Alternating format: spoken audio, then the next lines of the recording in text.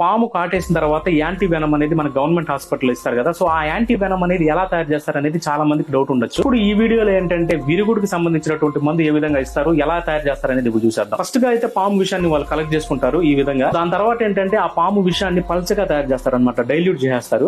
ఆ డైల్యూట్ చేసినటువంటి పల్చగా చేసినటువంటి ఆ పాము విషయాన్ని ఒక గుర్రానికి ఎక్కిస్తారు. పాము విషయాన్ని ఇంజెక్ట్ చేసిన తర్వాత ఆ గుర్రం చాలా వీక్ గా తయారవుతుంది. స్లోగా వీక్ గా ఉన్న ఆ గుర్రం ఏంటంటే కొన్ని రోజులకి స్ట్రాంగ్ గా తయారవుతుంది, అంటే మళ్ళీ నార్మల్ గా అయిపోతుంది. దాని తర్వాత మళ్ళీ ఆ గుర్రానికి వీళ్ళు ఏంటి విషయాన్ని మళ్ళీ ఇంజెక్ట్ చేస్తారు. ఈ విధంగా ఆ గుర్రానికి వీళ్ళు మళ్ళీ పాము విషయాన్ని కొద్దిగా ఎక్కిస్తూ ఉంటారు. అప్పటి వరకు ఈ గుర్రానికి ఆ విధంగా విషయాన్ని ఎక్కిస్తూ ఉంటారంటే పర్ఫెక్ట్ గా గుర్రం యాంటీబాడీస్ ని తయారు చేసుకుని స్ట్రాంగ్ గా ఉండేంత వరకు ఈ విషయాన్ని ఆ గుర్రానికి ఎక్కిస్తూనే ఉంటారు అనమాట. సో ఈ ప్రాసెస్ అంతా అయిపోయిన తర్వాత గుర్రం వెయిన్స్ నుంచి వాళ్ళు ఏంటంటే ఆ గుర్రం నుంచి రక్తాన్ని కలెక్ట్ చేసుకుంటారు. ఈ గుర్రం నుంచి తీసుకొచ్చిన ఆ రక్తం నుంచే ఏంటంటే లాబొరేటరీలో యాంటీ వెనం ని తయారు చేస్తారు, అంటే విషయానికి విరుగుడు తయారు చేస్తారు అనమాట. సో ఇలాంటి ఇన్ఫర్మేషన్ మీ దాకా తీసుకొచ్చినందుకు మీరు ఖచ్చితంగా షేర్ చేస్తారు, సబ్స్క్రైబ్ చేస్తారని కోరుకుంటూ స్టేట్